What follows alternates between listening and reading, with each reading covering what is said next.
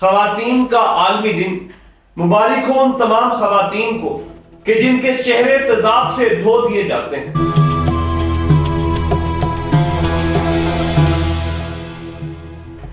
ذات پات کی جھوٹی اداؤں کی وجہ سے جن کے بالوں میں سفیدی تو آ جاتی ہے لیکن رشتے نہیں آتے۔ خواتین کا عالمی دن مبارک ہو ان تمام خواتین کو کہ جو زچگی کے دوران ایک شہر سے دوسرے شہر میں منتقلی میں اپنی جان کھو دیتی ہیں۔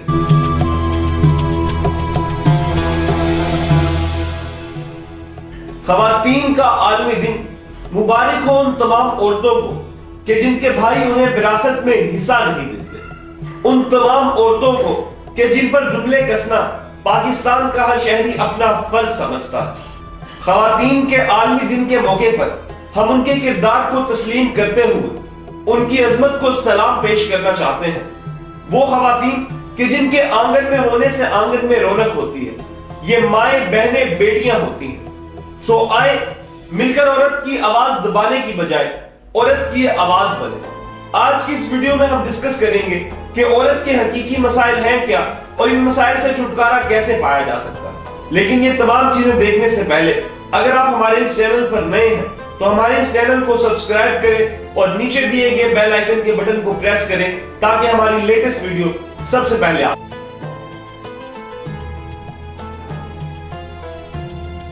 اگر ہم بات کریں عورت کے حقیقی مسائل کی تو میرا جسم میری مرضی ایلیٹ کلاس کے مسائل تو ہو سکتے ہیں لیکن عام عوام کی شاید مسائل مختلف ہیں۔ آج ہم بات کریں گے ان عام عوام کے مسائل پر۔ اگر عورتوں کی سب سے بڑا مسئلہ جو ہے وہ صحت کا مسئلہ ہے، اور ایک سروے کے مطابق زچگی کے دوران ہر 10,000 میں سے 300 خواتین ایسی ہیں جو وفات پا جاتی ہیں، اور یہ خواتین کی تناسب صرف اور صرف شہری علاقوں میں ہے۔ اگر ہم دیہاتی علاقوں میں بھی یہ تناسب نکالیں تو شاید یہ ہزاروں میں جائے، اور اس سب کی سب سے بڑی اور بنیادی وجہ عطائی ڈاکٹر، اس کے علاوہ جو سٹاف ہے وہاں کا انٹرینڈ ہے، اور اس کے علاوہ جو دیہاتوں اور جو باقی شہروں میں ہسپتالوں کا سٹینڈرڈ ہے اس میں بہت زیادہ واضح فرق ہے۔ لہٰذا گورنمنٹ کو چاہیے کہ صحت کی بنیادی سہولیات جو ہیں جو ہر شخص کا حق ہے وہ تمام خواتین کو بھی دیں، اور جو زچگی کے دوران سب سے زیادہ اموات پاکستان میں ہو رہی ہیں ان پہ سختی سے نظر ثانی کریں اور اس سلسلے میں اویئرنس دیں تاکہ لوگ عطائی ڈاکٹر سے بھی بچ سکیں۔ اگر ہم بات کریں کینسر کی تو ہر 9 میں سے ایک خاتون ایسی ضرور ہوتی ہے جسے کینسر ہوتا ہے۔ اس کی اگر روٹس پہ بات کریں تو سب سے زیادہ اور اہم بات یہ ہے کہ خواتین اس کی سکریننگ نہیں کرواتی۔ اگر جو دور دراز دیہاتی علاقے ہیں وہاں پہ سکریننگ کا کوئی مناسب بندوبست بھی نہیں کیا گیا، اس لیے ٹریٹمنٹ میں تاخیر کی وجہ سے بہت ساری اموات ہو رہی ہیں، جس پر گورنمنٹ کو سختی سے دیکھنے کی ضرورت ہے، اور صحت اور بنیادی سہولیات جو ہیں ان پر بجٹ کا زیادہ حصہ مختص کرنے کی ضرورت ہے، بجائے اس کے کہ آپ دفاع پر زیادہ پیسے لگائیں۔ آپ تعلیم اور صحت ایسے دو شعبے ہیں جن پر جتنی زیادہ توجہ دیں گے ملک اسی طرح پھلے گا اور پھولے گا۔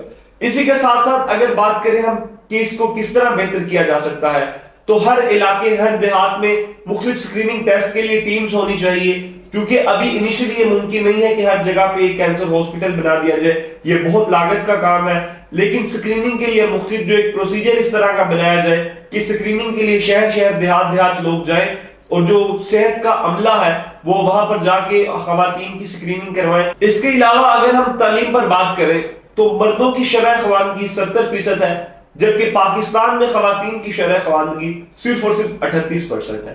سو یہ ایک میجر ڈیفرنس ہے جو جینڈر ڈسکریمنیشن ہے دو جو جینڈرز ہیں ان کے درمیان۔ اور ایک سروے کے مطابق کووڈ کے بعد جب پاکستان میں غربت کی شدید لہر آئی تو یہ ریشو جو ہے دیہاتوں میں کم ہو کر 25% زیادہ نیچے چلے گئی ہے، اور اب جو شرح خواندگی ہے وہ مزید نیچے چلے گئی ہے۔ اسی طرح اگر ہم ماضی کی بات کریں تو ماضی کی نسبت پاکستان نے بہت زیادہ بہتر کارکردگی دکھائی ہے۔ ماضی میں پاکستان میں 1976 میں صرف اور صرف شرح خواندگی 12% تھی، لیکن اب دیہات میں شرح خواندگی 34% ہے۔ یہ انکریز تو ہو رہی ہے لیکن یہاں بھی عوام اور پاکستان کی جو کلچر ہے اسے باہر نکلنا پڑے گا، خواتین کو بااختیار بنانا پڑے گا۔ اگر آپ کی خواتین ان پڑھ ہوں گی تو یہ جہالت جو ہے وہ نسلوں تک جائے گی۔ پڑھنے کا واحد مقصد صرف اور صرف نوکری نہیں ہے، پڑھائی آپ کو شعور دیتی ہے، اس لیے شعور کے لیے پڑھیں۔ اور اگر ہم بات کریں نوکری کی تو پاکستان کی آدھی آبادی ایسی ہے جو خواتین پر محیط ہے، اور اگر آبادی کام ہی نہیں کرے گی، وہ صرف گھر بیٹھی رہے گی، تو پاکستان کی اکانومی کس طرح بہتر ہوگی؟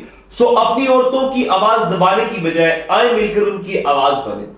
اسی کے ساتھ اگر بات کریں پاکستان میں جو ورک پلیس ہیراسمنٹ ہے، جو میرے خیال سے پاکستان کا تیسرا بڑا ایشو ہے، پاکستان میں 93% خواتین ایسی ہیں جنہیں ورک پلیسمنٹ جو ہیراسمنٹ ہے اس کا سامنا کرنا پڑتا ہے۔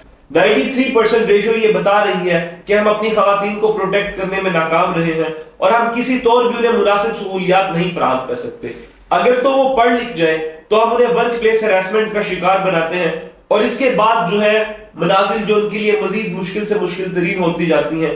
لہٰذا پاکستان میں اسی لیے زیادہ تر لوگ پریفر کرتے ہیں کہ ان کی بیٹیاں پڑھیں ہی نہ۔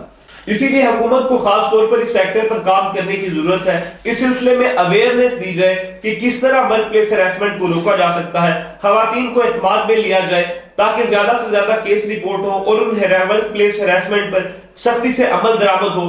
اس کے سلسلے میں 2010 میں ایک قانون تو آیا، لیکن قانون میں مختلف امینڈمنٹس کرنے کے بعد قانون کو متنازع بنا دیا گیا، اور شاید اس طرح کی کیسز جو ہیں وہ رپورٹ ہی نہیں ہوئے جس طرح کی ایکسپیکٹ کیے جا رہے تھے۔ لہٰذا ابھی بھی اگر بات کریں کہ اس کو کس طرح اوور کم کیا جا سکتا ہے، تو اس کو اوور کم کرنے کے لیے سب سے اہم چیز یہ ہے کہ خواتین کو اعتماد دیا جائے، مختلف جو مرد ہیں ان کو بھی اس سلسلے میں آگاہی دی جائے کہ یہ آپ کی کولیگز ہیں، آپ کی فیلوز ہیں، آپ نے ان کو ہیراس نہیں کرنا، ان کی آواز بننی ہے۔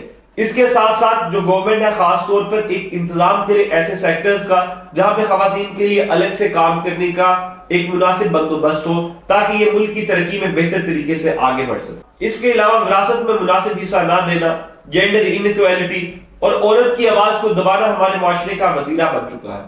امید کرتے ہیں کہ پاکستان جو ہے بہتر طریقے سے پھلے گا پھولے گا، اور آئیں آج اس وومن ڈے پر ایک عہد کریں کہ ہم خواتین کی آواز دبانے کی بجائے خواتین کی آواز بنیں گے۔ انشاءاللہ آپ سے ملاقات ہوگی اگلی ویڈیو میں۔ اگر آپ ہمارے اس چینل پر نئے ہیں تو چینل کو سبسکرائب ضرور کر دیں۔ شکریہ۔